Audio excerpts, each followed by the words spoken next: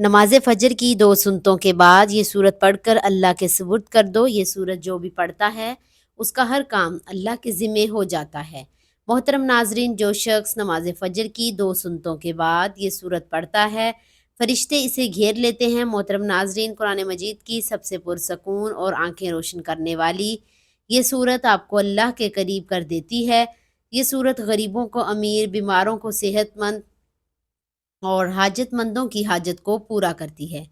یہ سورت پڑھنے والے سے اللہ تعالیٰ خوش ہوتا ہے۔ اگر کوئی صبح کی نماز فجر کی سنتے پڑھے تو پھر فرشتے دن بھر اس کی حفاظت کریں گے، اور اگر رات کو پڑھے تو فرشتے رات کو اس کی حفاظت کریں گے۔ یہ خاندان میں اتفاق کو برقرار رکھنے اور کسی بھی قسم کے تنازعات کو دور رکھنے میں بھی مدد کرتی ہے۔ یہ سورت مال و دولت کے لیے قیمتی ہے۔ جیسا کہ ہر کوئی اپنی زندگی میں کامیاب ہونا چاہتا ہے تو اسے اس سورت کو روزانہ 1 مرتبہ فجر کی نماز کے بعد لازمی پڑھیں۔ یہ وہ سورت ہے جس کی تلاوت جنت میں اللہ رب العزت خود فرمائیں گے، سبحان اللہ۔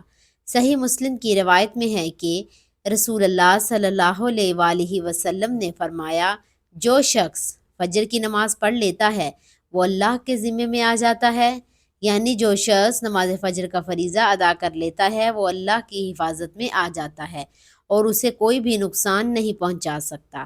ہم میں سے لوگوں کو ایک ہی شکوہ اور ہمیشہ رہتا ہے کہ روزی میں برکت نہیں، گھر میں برکت نہیں، رزق میں برکت نہیں، کتنا ہی کما لیں پتہ نہیں چلتا کہ کہاں گیا۔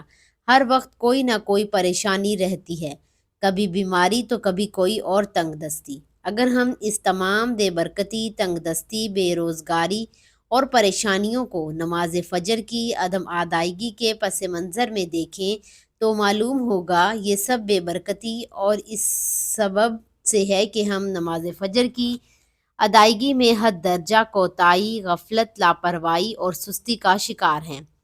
رسول اللہ صلی اللہ علیہ وآلہ وسلم کی اس حوالے سے متعدد حدیث موجود ہیں جن میں رزق کی تقسیم و فراوانی اور برکت کو نماز فجر کی ادائیگی سے مشروط کیا گیا ہے۔ ایک فرمان نبی صلی اللہ علیہ وآلہ وسلم کا مفہوم ہے کہ رزق تقسیم کرنے والا فرشتہ ہر فجر کی وقت بندوں کا رزق لے کر زمین پر اترتا ہے، لہٰذا جو دروازہ فجر کے وقت کھلا ہوتا ہے فرشتے اس کا رزق دروازے پر رکھ کر چلے جاتے ہیں، اور جس کا دروازہ بند ہوتا ہے اس کو رزق نہیں ملتا۔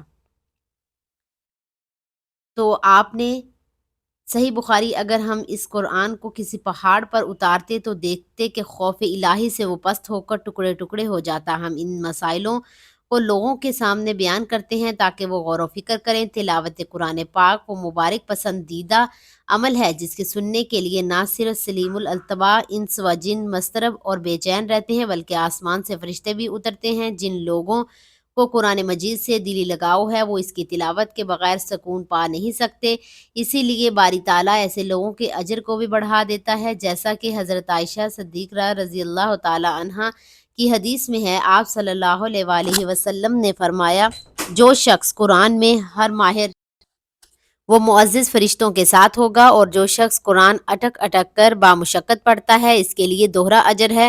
ایسے لوگوں کو مقام دنیا اور آخرت دونوں جگہ اعلیٰ و رافع ہوگا، جیسا کہ حضرت نافع بن عبد الحارث کے اس واقعے سے چلتا ہے جو ان کے لیے امیر المومنین حضرت عمر بن خطاب رضی اللہ تعالیٰ عنہ کے درمیان پیش آیا۔ واقعہ یہ ہے کہ حضرت نے، جو کہ مکے کے ولی تھے، مکے سے باہر جاتے ہوئے اپنے نائب انہوں نے ایک غلام کو بنایا۔ جب حضرت علی رضی اللہ تعالیٰ عنہ نے اس کی وجہ دریافت کی تو انہوں نے فرمایا وہ قرآن اور فرائض کا عالم ہے۔ اس پر حضرت عمر رضی اللہ تعالیٰ عنہ نے کہا، آپ صلی اللہ علیہ وآلہ وسلم کا ارشاد گرامی، بے شک اللہ تعالیٰ اس قرآن کی وجہ سے کچھ لوگوں کو بلندیاں عطا کرے گا اور کچھ کو پستی۔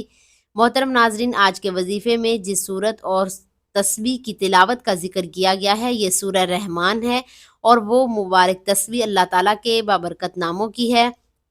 الرحمن اللہ کے خوبصورت ناموں میں سے ہے جس کا مطلب ہے رحم کرنے والا۔ یہ سورت جو پڑھتا ہے اس پر رحم کیا جاتا ہے، جس مقصد کے لیے پڑھتا ہے وہ مقصد پورا کیا جاتا ہے، دنیا اور آخرت کی سختی سے اسے بچا لیا جاتا ہے۔ سورہ رحمان کا نام اللہ کے خوبصورت ترین ناموں میں سے ایک نام پر رکھا گیا ہے۔ اس سورہ مبارکہ کی فضیلت کی مثالیں دی گئی ہیں اور اللہ کے مختلف تحائف کی اہمیت کو دہرایا گیا ہے۔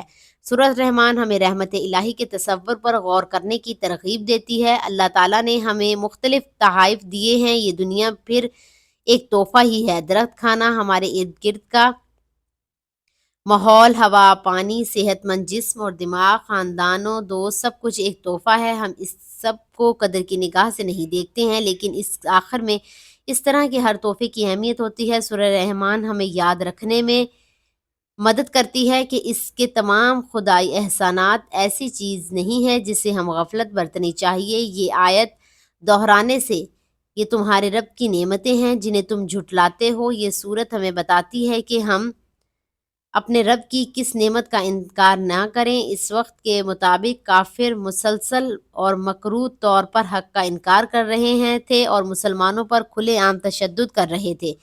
تم اپنے رب کی کون کون سی نعمت کو جھٹلاؤ گے؟ در حقیقت جھٹلانے والوں کے لیے ایک مستقل نصیحت تھی جو غرور اور ناشکری میں اندھے تھے اور مسلمانوں پر بغیر کسی اشتعال کے حملے کرتے اور قتل کر دیتے تھے۔ سورہ رحمان اللہ کی رحمتوں کی لامحدود فہرست کو خوبصورتی سے پیش کرتی ہے۔ یہ دل کو چھو لیتی ہے اور سچے ایمان والوں کی آنکھوں میں آنسو لاتی ہے۔ انسانوں میں حق کی کو نظر انداز کرنے کی کمزوری ہے۔ ہم جانتے ہیں کہ ہر چیز فانی ہے، اس کے باوجود ہم دنیا، دولت اور آسائشوں کے حصول میں دیوانہ ہیں۔ محترم ناظرین، ہمیں اس بات کا علم ہونا چاہیے کہ اس زندگی میں ہمارے پاس جو کچھ بھی ہے وہ مستقل نہیں ہے۔ ہمارے خاندان اور دوست ہمیں چھوڑ سکتے ہیں، اچھی صحت میں کمی آ سکتی ہے، ہماری دولت بھی ختم ہو سکتی ہے، پھر بھی ہم مغرور اور متکبر رہتے ہیں۔ سورہ رحمان بار بار ہمیں اللہ کا شکر ادا کرنے کی یاد دلاتی ہے، کیونکہ ہمارے پاس جو کچھ بھی ہے وہ ہمارے لیے اللہ کا تحفہ ہے۔ ہمیں چاہیے کہ ہم دنیا کے لیے کام کریں اور نیک اعمال میں مشغول ہوں اور اللہ ہی کو راضی کرنے کی کوشش کرتے رہیں۔ ہمیں معلوم ہونا چاہیے کہ مسلمان ہونے کی حیثیت سے سورہ رحمان کو دل سے سیکھنا امن و سکون کا باعث بن سکتا ہے۔ اپنے آپ کو اللہ کے مختلف احسانات کی یاد دلا کر ہم تناؤ اور ذہنی دباؤ کا مقابلہ کر سکتے ہیں اور اپنے ایمان کو بھی مضبوط کر سکتے ہیں۔ محترم ناظرین، جب آپ نماز فجر ادا کرنے لگیں تو 2 سنتوں ادا کرنے کے بعد آپ نے 1 مرتبہ درود ابراہیمی پاک پڑھنا ہے۔ درود پاک آپ کوئی سا بھی پڑھ سکتے ہیں، ایک بار ثواب کی نیت سے میرے ساتھ بھی پڑھیے گا۔ اللہم صلی علی محمد وعلی آل محمد کما صلیت علی ابراہیم وعلی آل ابراہیم انک حمید مجید۔ اللہم بارک علی محمد وعلی آل محمد کما بارکت علی ابراہیم وعلی آل ابراہیم انک حمید مجید۔ درود پاک 1 مرتبہ پڑھنے کے بعد آپ نے اللہ تعالیٰ کے مبارک نام یا رزاق یا فتاح یا علیم کی ایک تسبیح پڑھنی ہے۔ یہ تسبیح پڑھنے کے بعد آپ نے پھر 1 مرتبہ درود پاک پڑھنا ہے اور پھر نماز فجر کی فرض ادا کرنے ہیں۔ جب آپ نماز فجر ادا کر لیں تو اس کے بعد آپ نے 1 مرتبہ سورہ رحمان کی تلاوت کرنی ہے۔ سورۃ رحمان کی تلاوت کرنے کے بعد اگر ٹائم زیادہ ہے تو آپ سنتوں کے بعد سورہ رحمان کی تلاوت کریں، 2 فرض کی بھی تلاوت کر سکتے ہیں اور آخر میں آپ نے اللہ تعالیٰ سے دعا مانگنی ہے۔ یہ عمل کر کے آپ اللہ تعالیٰ سے جو کچھ مانگیں گے اللہ تعالیٰ آپ کو خوشی خوشی وہ عطا کرے گا۔ انشاءاللہ اس عمل کی برکت سے آپ کی تمام حاجات پوری ہو جائیں گی اور اللہ آپ کو دنیا اور آخرت میں کامیابی عطا کرے گا۔ یہ عمل کرنے سے پورا سال اللہ پاک آپ پر رحم فرمائیں گے۔ جس پر اللہ پاک کا رحم فرما دے تو اس پر پوری دنیا رحم کرتی ہے، پوری دنیا اس سے پیار کرتی ہے، کائنات کی ہر چیز اس سے پیار کرتی ہے۔ تو آپ بھی اس عمل کو لازمی طور پر کریے انشاءاللہ تعالیٰ۔ اللہ تعالیٰ آپ کے سب کام آسان ہو جائیں گے۔ اللہ تعالیٰ آپ سب کو اپنی رحمت کے سائے میں رکھے، آمین۔ ناظرین، گزارش ہے کہ اللہ تعالیٰ کے 99 ناموں میں سے کوئی ایک نام لکھ کر کمنٹس میں ضرور شیئر کریں۔ اللہ تعالیٰ ہم سب کا حامی و ناصر ہو، آمین۔ جزاک اللہ خیر کثیرن۔ آج چینل کو سبسکرائب کریں اور ویڈیو کو ضرور لائک کریں۔ اللہ نگہبان۔